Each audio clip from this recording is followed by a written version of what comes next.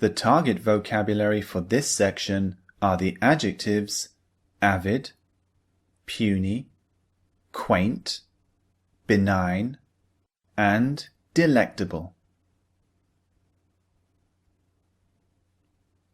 Here are 5 more useful words for you.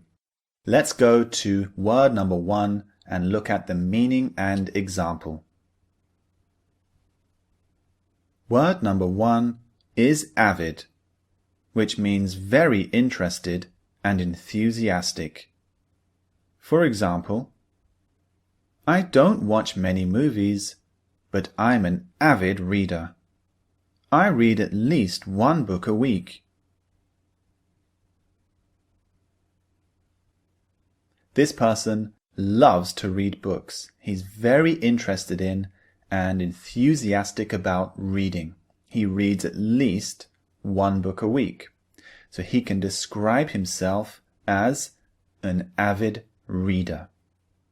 Imagine someone is very interested in golf. He loves playing golf. He plays golf twice a week.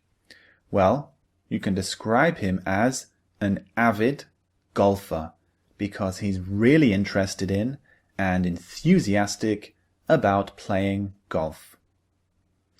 Let's look at word number 2 now. Word number 2 is puny, which means very small and weak. For example, my new car's engine is so puny that its top speed is just 40 miles per hour.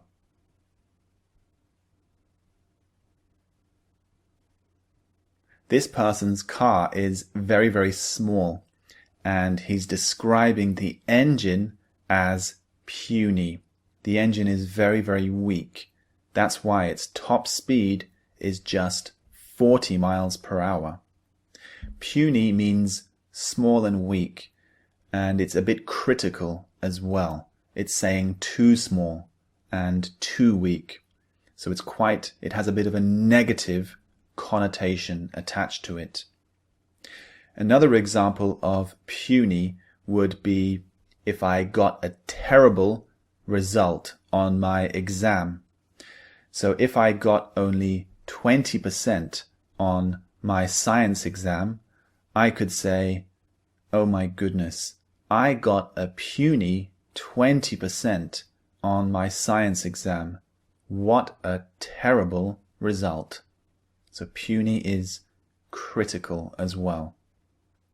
Let's look at word number 3 now.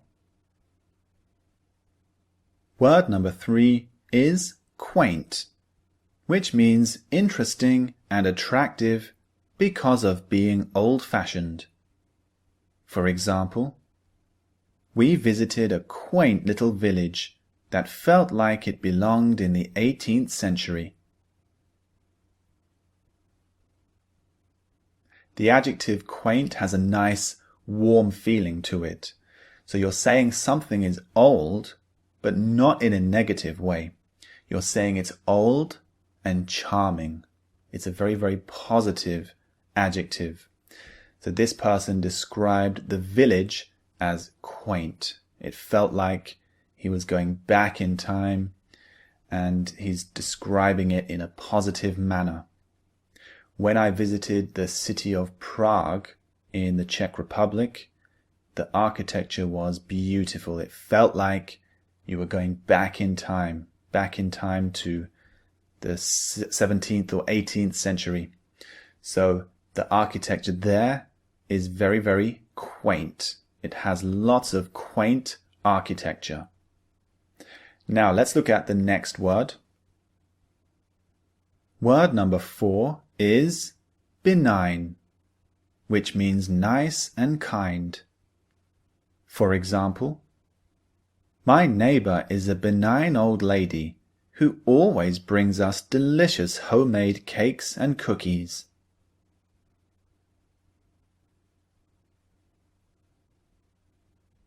This person described her neighbor as benign because the neighbor always brings over delicious homemade food.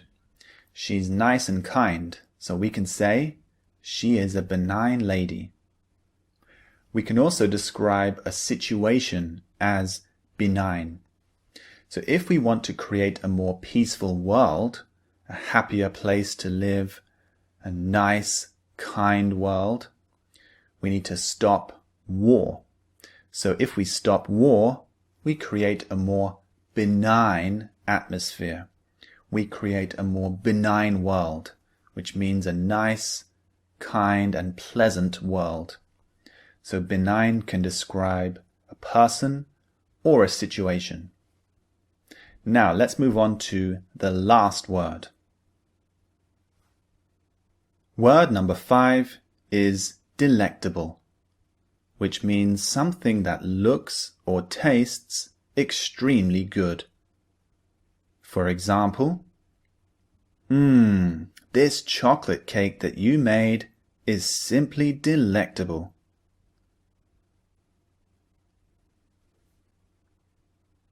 In this example, I describe the chocolate cake as delectable. It tastes extremely good. Delectable is a level above delicious. So you have delicious and delectable. Extremely good. Now, it doesn't always have to describe taste. It can describe how something looks. We don't have to talk about food either.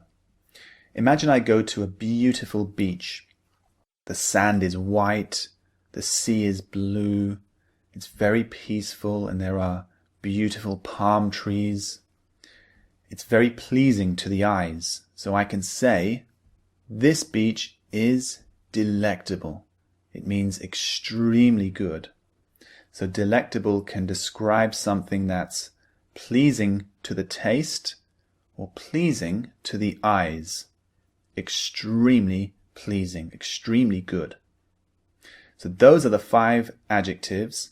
Now it's time to move on to the pronunciation training. I'll see you there.